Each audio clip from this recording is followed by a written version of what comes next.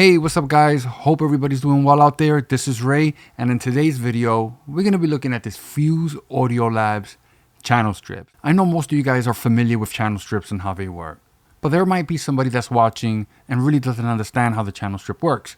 So let's dive into this.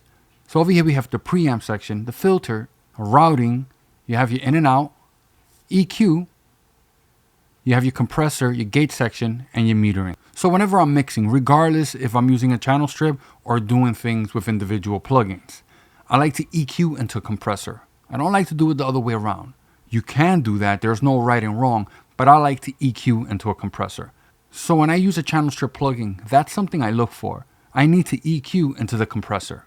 When I usually do these videos, we start from left to right, but this time around, instead of starting from the top, I want to go to the routing section because I want to make sure that I'm EQing into the compressor. And by default, that's the way it's set. EQ into dynamics.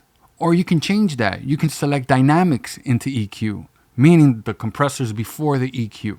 Some people like to work that way. Also, you have EQ into sidechain. Now you do have this other option here, filter. So if you want to roll off some low end, you want to do that before the compressor. And then over here you have your preamp. I'm going to just leave this at its default setting for now. So now let's move on to the preamp section. 3 options, DOA, BJT, and FET. I need to change the GUI size. So let's go to UI size and let's make it 110. That's a little better. Now if we select DOA, that's discrete op amp. And then we have BJT, which is a discrete bipolar junction transistor amplifier. And then we go to FET, which is field effect transistor amplifier. And we have drive and mix. Like always, we're going to keep that mix at 100%.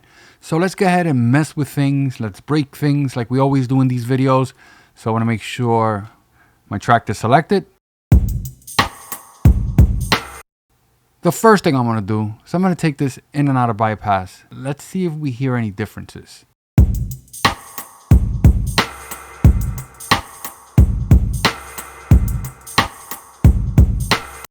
And let's adjust the drive.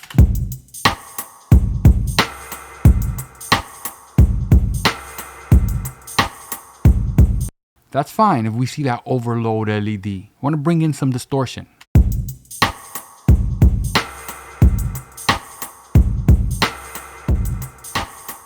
A bit too much. And that's why we have this mixing knob here.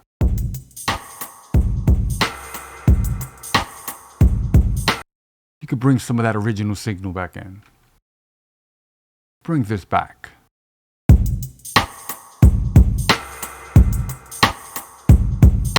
Perfect. And now we're going to select this option here, the BJT.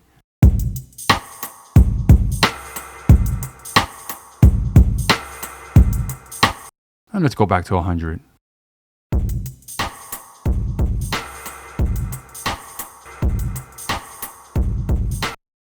Nice. Bring that back and let's go to FET.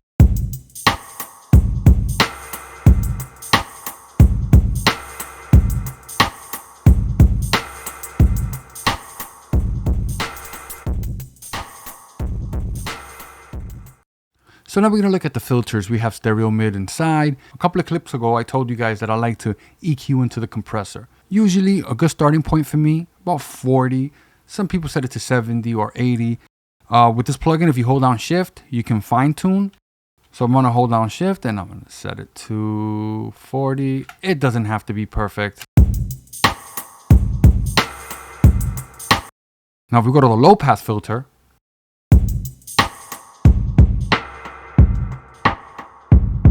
and for the fun of it, let's see what happens. Then we can set it to mid side or side.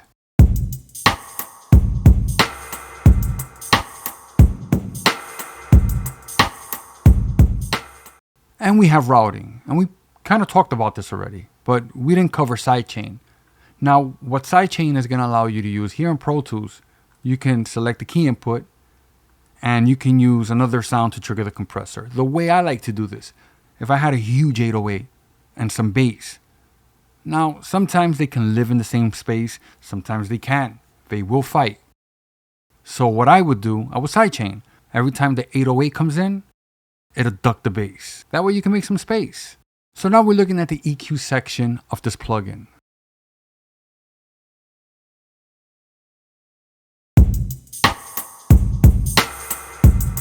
Nothing is happening because the compressor isn't doing anything. So let's go ahead and just start compressing. Way too much. So let's back that threshold. We have about 3 dBs of compression.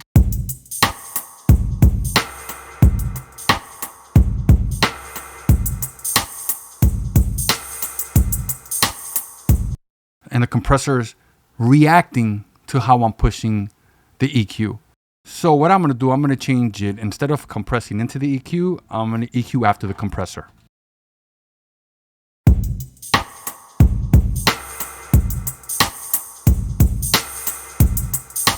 So it's back to EQ into dynamics.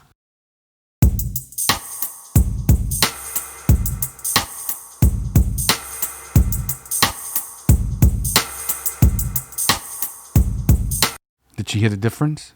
So over here in compressor, we have threshold, attack, ratio, release, knee, makeup, stereo link, and parallel. So this compressor does have a lot of options that some other channel strips really don't have. You also have this auto and limit option as well. There are many times when I'll open the channel strip plugin just for the gate. I won't use any other thing except the gate.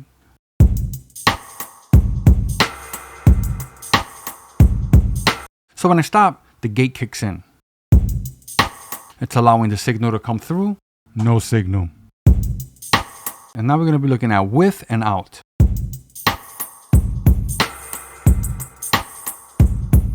Ooh, that's really interesting. That's at 100%.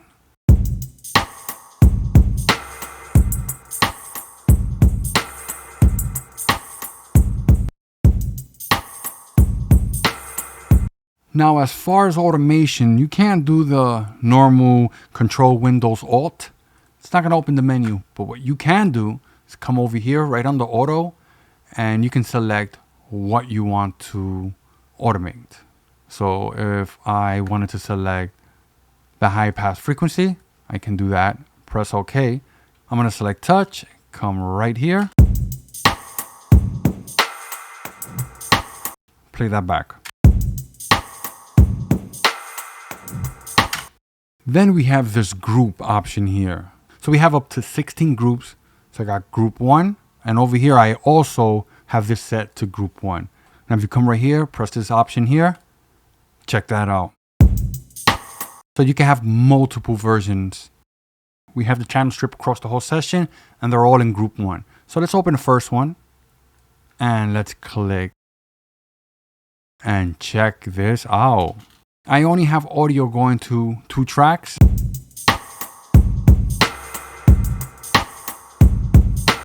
If I need to compress or EQ, can I do it from this view?